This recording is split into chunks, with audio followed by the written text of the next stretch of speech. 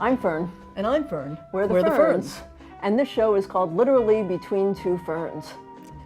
And this Fern, who's the expert in analytics, We bring together the brightest minds in analytics, and I ask them questions. and I listen. She listens well, I try. and she answers questions.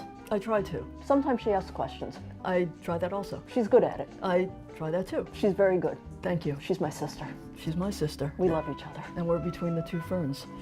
Welcome to Literally Between Two Ferns. Ross, how's your morning going? I have a pair of funky plastic glasses hanging off my shirt, so I think that's all you really need to know. Yeah. Well, we're Looks happy good. about that, yeah. Good.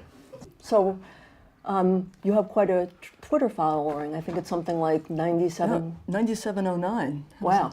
How does that feel? Well, they're not just a Twitter following, they actually follow me around in real life, too. But it's good that they're on Twitter sometimes also. That must be a burden. Yeah, no, I don't know. Those are the people Makes banging finding an down the Uber door. harder, yeah. Okay, well, I hope that you're going to tweet now during the interview. That would be great. Yeah, well, Yeah. we'll see how it goes. Hashtag Fern. Fern. Yeah, Which or- one is the evil twin between you two? That one. Okay, it's good to know. So I'll watch my back coming You from need this to. direction. Yeah. Hashtag Fern, or hashtag TDWI, or hashtag Accelerate.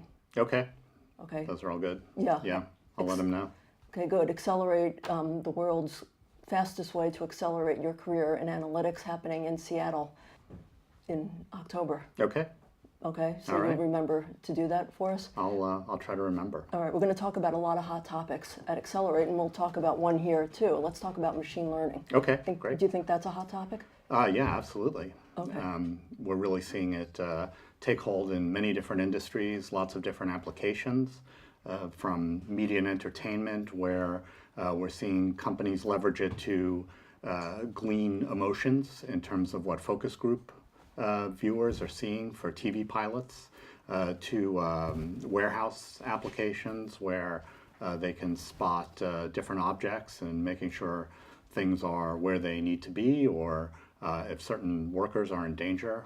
What's the most exciting thing that you're seeing? I mean, you think it's all hype, or you think it's like for real? Oh no, it's absolutely for real. I mean, the pace of rollout may still be pretty early, but the applications I think are pretty exciting, and I think that it gets even more exciting when you blend it with other applications, other emerging technologies. So we're seeing, for example, that future headsets will use artificial intelligence to better understand their surroundings, so that when they map the room, they don't just know that there's an object there, they know that there's a couch, and those applications can take advantage of knowing that it's a couch, in having, say, an animated character sit there. Interesting. Well, what about this notion of anyone being able to do machine learning? I mean, those examples you just gave, yeah, they're exciting, but they're sort of, they're out there. They are. Which is good.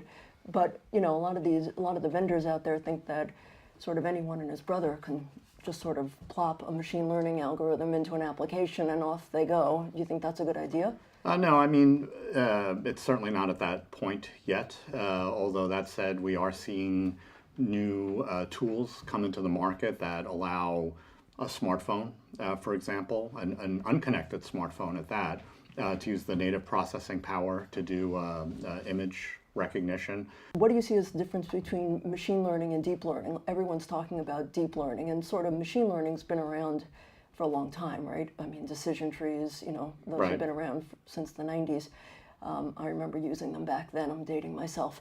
But, some of these deep learning algorithms are new. And what do you see as being, such the breakthrough in deep learning? My opinions on that mirror other firms.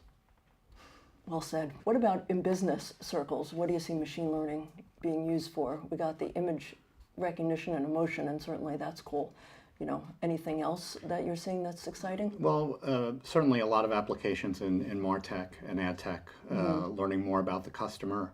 I think there is an opportunity to bridge some of those marketing technology applications to get a better customer understanding, and may eventually have ties into some of the more exciting image recognition, facial recognition kinds of applications. So consider that it's a bridge of online and offline behavior.